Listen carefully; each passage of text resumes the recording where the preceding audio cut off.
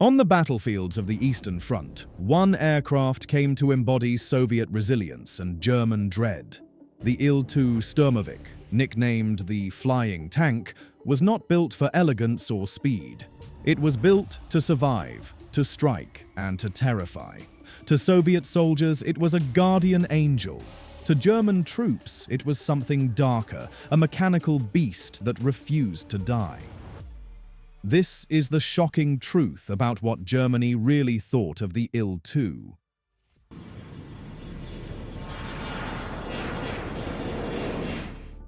When the Il-2 first thundered across the skies in 1941, the Wehrmacht was still riding the momentum of Operation Barbarossa. German tanks rolled forward, infantry advanced relentlessly, and the Luftwaffe dominated the air. At first glance, the Il-2 seemed unimpressive. Its lines were boxy, its movements sluggish, and its ungainly silhouette stood in stark contrast to the sleek Messerschmitts that cut through Soviet skies.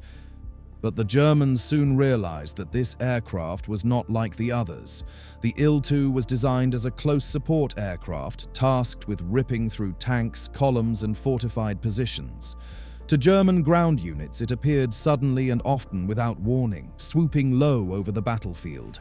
The roar of its engine was followed by the hiss of rockets, the rattle of cannons, and the brutal hammering of heavy machine guns. German soldiers, who had expected Soviet aviation to collapse quickly, were stunned by the persistence and ferocity of this new attacker. For Luftwaffe pilots, the Il-2 became a peculiar challenge. It did not dance like a fighter.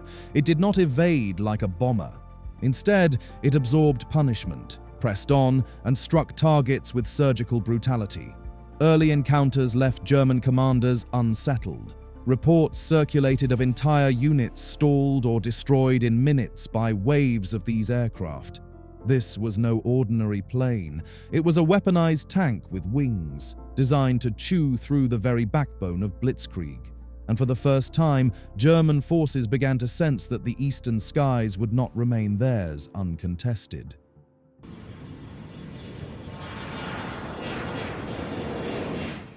At first, German intelligence treated the Il-2 with disdain.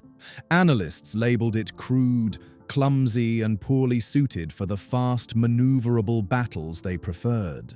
Luftwaffe pilots scoffed at its design, calling it a tractor with wings. Its heavy frame and slow-turning radius suggested an easy kill, especially for the experienced aces flying Messerschmitt Bf 109S and Focke-Wulf 190S. On paper, the Il-2 looked like prey, not predator, but paper was deceiving. The first combat reports began to contradict the dismissive assessments. German pilots discovered that while the Il-2 was indeed slower and less agile, it was nearly impossible to knock down with standard bursts of machine gun fire. Its vital components, engine, cockpit, fuel tanks, were wrapped in an armored shell. Bullets sparked and bounced off its fuselage, leaving it seemingly indifferent to punishment that would have shredded any other aircraft. This resilience frustrated Luftwaffe squadrons. Pilots who attempted quick strikes found themselves spending far too long behind the Sturmovik, exposing themselves to defensive fire. The more they studied it, the more they realized this ungainly beast had been designed with one goal: to survive long enough to destroy its target. Ground troops, too, were caught off guard. They had expected Soviet planes to remain fragile, as they had during the opening days of the invasion. Instead, they were confronted with a machine that shrugged off anti-aircraft fire and kept attacking.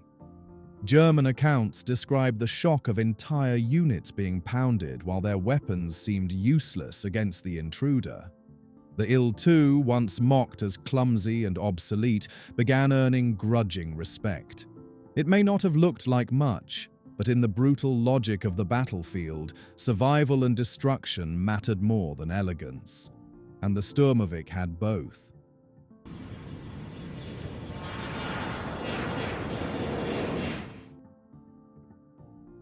The feature that most unsettled German forces was the Il-2's armor. Unlike any aircraft before it, the Sturmovik was built around an armored shell, a literal flying fortress at low altitude. Its 12mm steel plating encased the cockpit, engine and vital systems, turning the aircraft into a juggernaut that could withstand staggering amounts of damage. German soldiers quickly learned that what worked against other planes simply didn't work against the Il-2.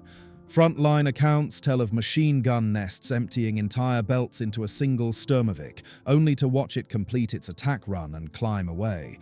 Even the lighter cannons fitted to early German vehicles struggled to pierce its skin. The frustration in reports was palpable. Our weapons are ineffective. The aircraft does not fall. It was as if the Soviets had redefined the rules of air combat, prioritizing endurance over agility. For infantry, this realization was devastating. The Il-2 didn't just strike once and vanish. It returned again and again, strafing positions, firing rockets, and dropping bombs with terrifying precision.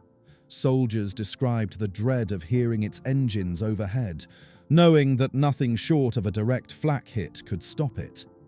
The very armor that slowed the aircraft in the eyes of analysts now became its most lethal advantage. It gave pilots the confidence to press attacks deep into German lines. Even Luftwaffe pilots admitted the challenge. Dogfights against the Il-2 became prolonged affairs, draining fuel and ammunition. Aces realized they had to hit it from vulnerable angles, usually from below or behind. But even then, success was not guaranteed.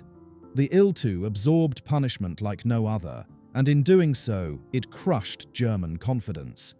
To the Wehrmacht, this was no longer just another Soviet aircraft. It was a specter of inevitability, armored, relentless, and unstoppable.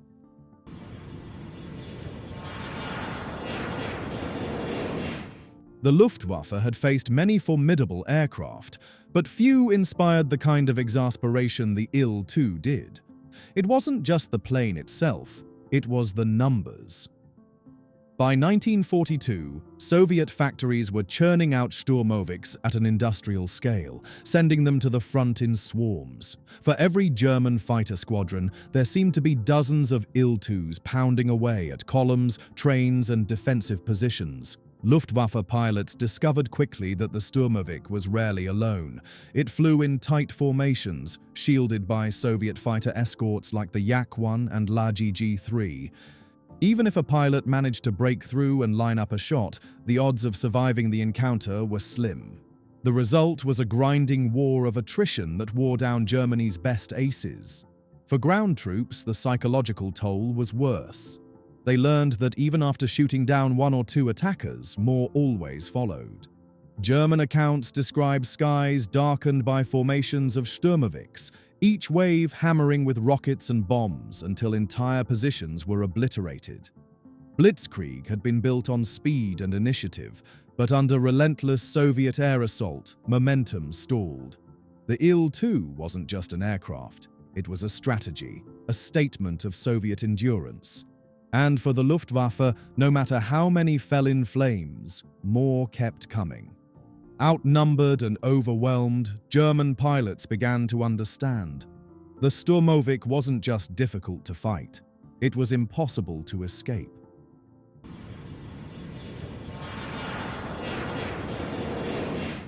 By 1942, German troops no longer viewed the Il-2 as just another Soviet aircraft. They gave it a name that captured their dread, Schwarzer Tod, the Black Death.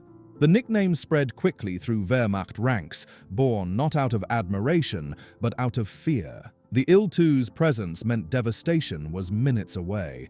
German infantry described how entire columns froze when they heard its engine growl overhead. The Sturmovik flew low, its silhouette cutting across the battlefield before unleashing hell. Rockets screamed down into tanks and supply trucks, cannons shredded trenches and bunkers, bombs ripped open rail lines and convoys. Survivors often recounted the psychological torment more than the physical destruction, the way the Il-2 lingered, circling back again and again until the battlefield lay silent. Even worse, shooting at it seemed useless. Machine gun nests spat thousands of rounds that sparked harmlessly off its armored skin. Lighter anti-aircraft guns only annoyed it, while heavier weapons were scarce and often too late. For soldiers pinned below, the experience was crushing. Their weapons felt like toys against a predator that couldn't be stopped. The Soviet propaganda machine amplified this fear, celebrating the Il-2 as the worker soldiers' hammer of vengeance. German soldiers began to believe it themselves. The Black Death wasn't just a name. It was a reputation etched into morale. Facing the Il-2 became synonymous with hopelessness. And on the Eastern Front, where survival was already fragile, the Sturmovik added a new, suffocating layer of dread.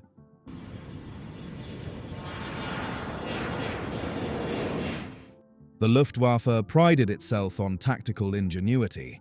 Against the Il-2, it tried everything.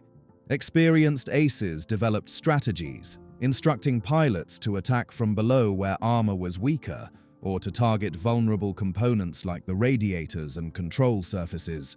The Focke-Wulf 190, with its heavy cannons, proved more capable of breaking the Il-2's armored shell than the lighter Messerschmitts. For a time, these adaptations gave some measure of success, but the victories were hollow. For every Sturmovik destroyed, more streamed from Soviet factories. Soviet doctrine emphasized saturation, waves of Il-2s operating with fighter escorts, hammering targets until nothing remained. German pilots quickly realized that even with perfect tactics, they could never keep pace. The Il-2 was not a single adversary. It was an entire system built on numbers, durability, and persistence. Ground defenses fared no better. Flak units increased, but the Sturmovik flew so low and fast that spotting and hitting it in time was difficult. German units often reported that by the time anti-aircraft fire was organized, their convoys had already been obliterated. Reports from 1943 and 1944 reveal growing frustration. The Il-2 was not unbeatable individually, but its deployment was overwhelming strategically. This grinding reality eroded Luftwaffe confidence. Pilots wrote of exhaustion, knowing their kills changed little. Infantrymen lost faith in their defenses, convinced the flying tank could not be stopped. The more the war dragged on, the clearer it became. Germany wasn't just losing battles in the air, it was losing its faith in victory.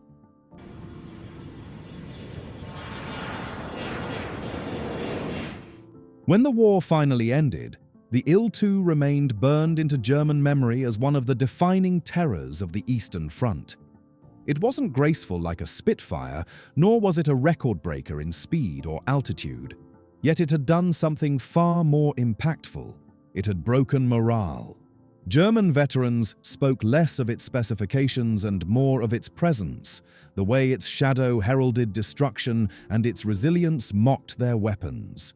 Captured German intelligence reports from 1944 and 1945 revealed a dramatic shift in perception. Early assessments had dismissed the Sturmovik as clumsy and expendable. Later ones described it as a highly dangerous armored attacker whose strength lay not just in firepower, but in its numbers and durability. Luftwaffe strategists admitted privately that no consistent solution had been found. For ground troops, the memories were even starker. The Il-2 was recalled not as an aircraft, but as an experience. The thunder of its engine, the shriek of rockets, the sense of helplessness as its armor shrugged off desperate fire. Many remembered it as a ghostly constant of the Eastern War, a machine that seemed always to return. Historians later called the Il-2 the most produced combat aircraft in history, but to German veterans its true legacy was psychological. It represented the Soviet way of war, relentless, industrial, and merciless. The flying tank was not beautiful, but it was effective, and in Germany's collective memory, it became a symbol of fear, the machine that turned battlefields into graveyards. The Il-2 Sturmovik was never graceful, but it was unstoppable. To the Germans, it was terror with wings, the Black Death that shattered morale and supply lines alike. Built for endurance, it became the armored fist of Soviet air power, grinding down everything in its path. History remembers it not for elegance, but for inevitability. Keep exploring with us by heading straight into the next video.